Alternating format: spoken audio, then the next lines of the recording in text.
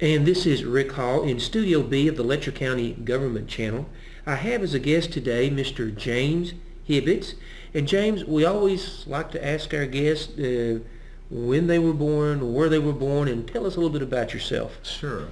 Of course, my name's James Hibbitts. My birthday is May 18th, 1966. Was born in Pikeville, Kentucky. Was raised in Wise, Virginia. Grew up in Wise. My grandparents still lived in Jenkins, so I was back and forth from Wise to Jenkins during my early and teenage years. 84 graduate of J.J. Kelly High School in Wise. Went on to college and I had will a share with our 4-year viewers when James first came in, I could tell that he was emotional. And we're going to get into that. It really has to do with a particular character in the book that he has written. And you've co-written this book with another gentleman. Yes, sir. And his name? His name is Joe Roberts Jr. from Wise. Well, let's get right into the book here a little bit. Let's go ahead and unveil the secrecy. Let's let the folks know what the book is about. Okay. The book is about my main character's name is Jesse Walker. He's a 38-year-old investment banker. His mom passed away when he was 5, and his dad passed away when he was 30. And after his dad passes away, he figures out that there's some family secrets, and they're told by some of his family members surrounding his mother's death. So he goes on to try to figure out what these secrets are all about, and tries to solve the mystery of his mom's death. Now, I believe that part of this book is based on actual people, and Yes. I think part of the book you kind of stretch things a little. Part of the book is based upon my early life, Mm-hmm. with the secrets that I was told after my dad passed away by family members. So a lot of the early part of the book is based upon my life. There is a certain point in the book which myself and my character Jesse Walker separates, because Jesse goes on to solve his mystery, and mine's still not solved. You have brought some things along with you, and before you introduce these things, let's talk about who they Just belong about to. all of them belongs to my mom. There's 2 articles that's in there that belongs to my dad, but the rest of it belongs to my mother. And just to be just brutally honest, you really felt like you could feel her coming over into Kentucky. Yes, sir. That was our conversation when I come in the door. Had kind of a long drive today to get to Jenkins, and the closer I got to the Kentucky border, the more I could feel her presence. And it's been that way for about a week now. And you mentioned something about these articles. This is as close as they have been. In a number of years. Yes, this purse I have, which is my mom's, I did not know it existed until probably 1993 or so. And it was given to me by a family member. So I don't think it's seen the Kentucky border for a number of years. So the closer I got, and I can even feel the presence now. What's the purse getting close to, just so our viewers will know? Well, my mom's buried in Burdine, down on up on number 1 hill, and it's getting closer to my mom.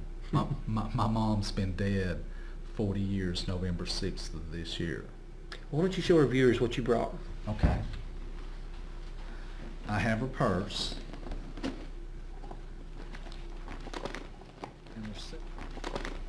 And there's several items that's in the purse. One of them is her scarves. Can I just let Please do. them? Yeah, Okay. you're fine. And we wrote that in the book. My main character finds this purse in a trunk. Still got a wonderful smell to it. It does, doesn't it? And there's a hairbrush in here.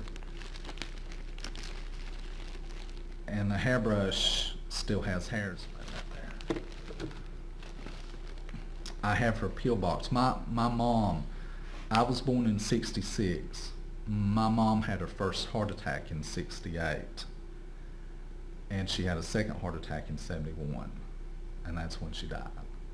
So I still have her pill box. I have that. When I started researching for the book, I sent off to the Commonwealth of Virginia and obtained a copy of her death certificate. So I have it here with me. Medical examiner certificate. Yes. And the mystery gets deeper. Well, I know that you've done something that has really got the ball rolling on this. Do you want to share that with our viewers? I do. I have started a Facebook fan page, and the name of it is The Secrets of Graveyard Hill. And I checked it about 30 minutes ago before I got over here. As of right now, I have like 255 people that like my fan page. Wow. And I loaded it Saturday evening. So it's been from Saturday to today. Which today is Wednesday. So Today is Wednesday. less than a week. and I've talked to several people, and it's catching fire. My story is catching fire. And I'm excited, Rick. I think I have something.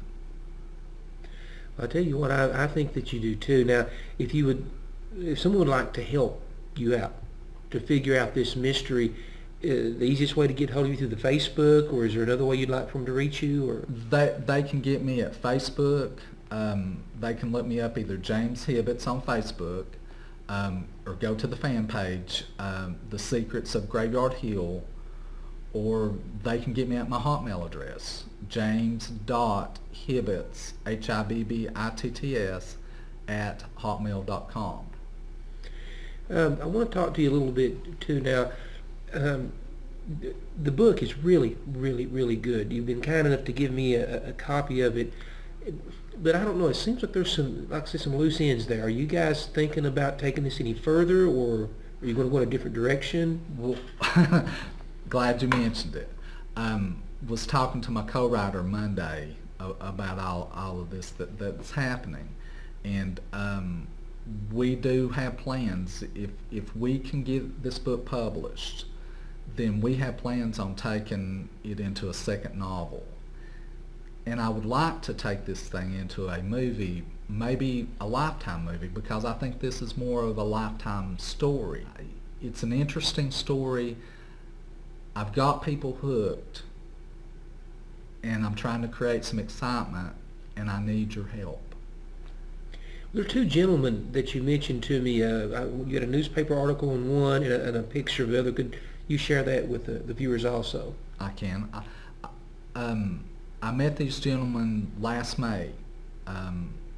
Of course, I work in a bank, work for Farmers and Miners Bank, was at their Weber City office, and a couple of the tellers, there's an actor out in L.A., his name is Jake Lawson. Mm-hmm. He is actually one of the apples on the Fruit of the Loom commercial. And he's got the picture to prove it. I saw the guy. Really nice guy. This is kind of where all this started. I'm kind of backing my way into this. Met his first cousin. She's a teller over there. Her name's Linda. And started talking about my book. And Linda said, well, I've got a first cousin that's in L.A. Doing some acting. So she hooked me into his Facebook, and he and I started talking. Well, I sent my manuscript out to him, and Jake loves it. Jake loves my ideal. Everybody that I talk to, Rick, they like my book, but they love my story. It's the mystery behind the mystery, because Jesse Walker gets his solved, but James Hibbitts still doesn't have his solved. So it's the mystery, it's the story behind the story that grabs people, that pulls them in. And I keep telling Jake, I said, if I can get a book deal out of this, and I can turn this thing into a movie, I want you to play Jesse Walker. There is another Lawson guy. His name's Neely Lawson. Neely is a writer, director, and producer. and he's independent. Talked to him last May, and mailed him a copy. And he likes my book, but loves the story behind the story. And that's the thing, is everybody loves the story behind the story. But he would be willing one of these days to maybe help me turn it into a movie. So, Wow. so it's honestly, Rick, it's been a cool ride this last year. I have met a lot of people, created a lot of friends, forged a lot of friendships, and still working on stuff behind the scenes. And I just want this thing to work. I want my story to be told. Is there anything you'd like to say before we let you go today? Yes, I would like to thank all the people that has supported me the last year, and the people that supported me on my fan page on the Facebook. I want to give a shout out to the ladies over at the Weber City branch at Farmers and Miners in Weber City, because if I had not went over there and started working, I wouldn't be sitting here today. And it's because these two guys encouraged me is the reason I keep pursuing this. But the main reason I keep pursuing this, Rick, is because my mom, I can feel her presence, and I can still feel her presence. In the Facebook site? The Secrets of Graveyard Hill. And you gave out an email, I think? James.Hibbitts, Hibbitts, @hotmail.com. Again, thank you so much for coming. Thank you, Rick. For James Hibbitts, this is Rick Hall on the Letcher County Government Channel.